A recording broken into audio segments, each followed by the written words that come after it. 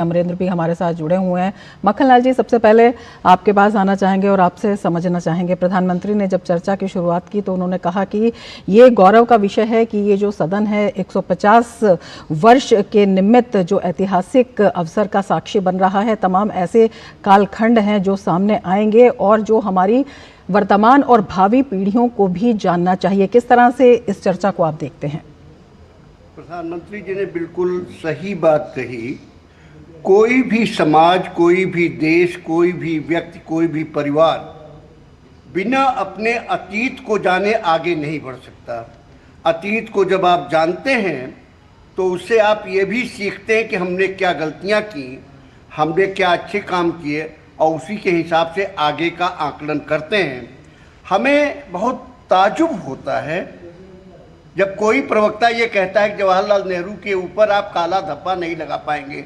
अरे भाई, कोई काला धब्बा नहीं लगा, काजल लेके नहीं बैठा है।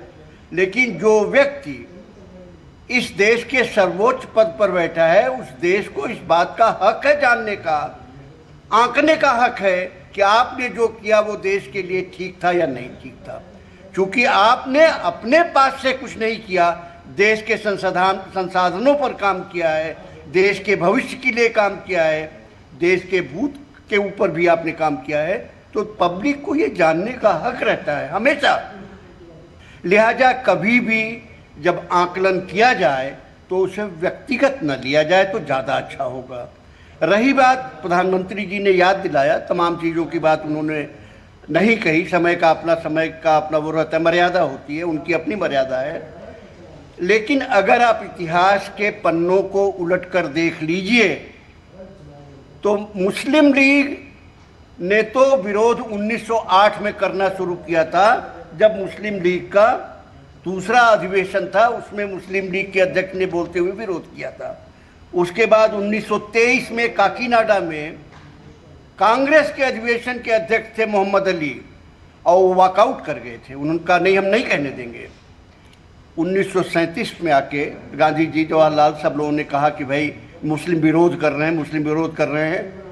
तो ये 3-5 किया गया, इसमें कोई संदेह नहीं है कि ये बात काफ़ी कुछ डिसाइड हो गई थी। मैं एक ही पढ़ना चाहूँगा आपके दर्शकों के लिए कि किस हद तक डिसीजन लिए जा चुके थे। पब्लिक बाद में हुआ कि जब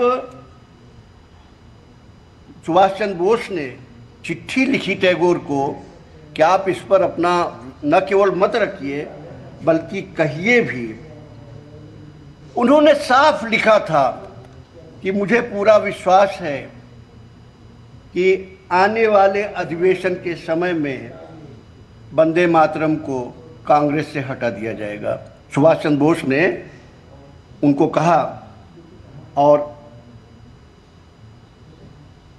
और ये बात कहा गया कि आप कहिए।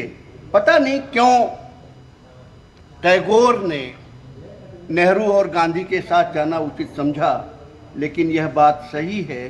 देखिए, उन्होंने जो पत्र लिखा था, मिल गया है मुझे, 16 अक्टूबर 1937 का पत्र है सुभाष चंद्र बोस का टैगोर के लिए, और उन्होंने लिखा है, कोट कर रहा हूँ, कांग्रेस कार्य समिति की मीटिंग में वंदे मातरम को हटाए जाने की पूरी संभावना है।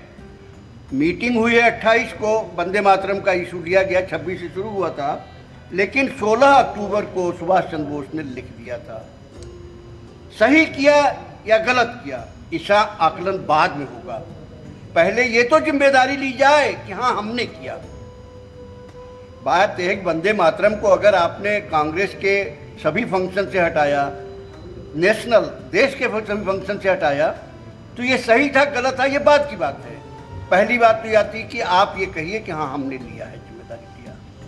और इसमें कोई संदेह नहीं है कि कॉन्स्टिट्यूएंट असेंबली का भी मेरे पास यहाँ सामने रखा हुआ है।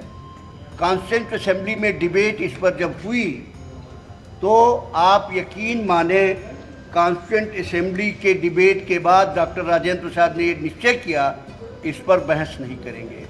झंडे पर बहस पूरी हुई, वॉल्यूम 4 उठा के देख लीजिए, लंबी बहस चली है, जिसमें झंडे की साइज क्या होगी, कलर क्या क्या होगा।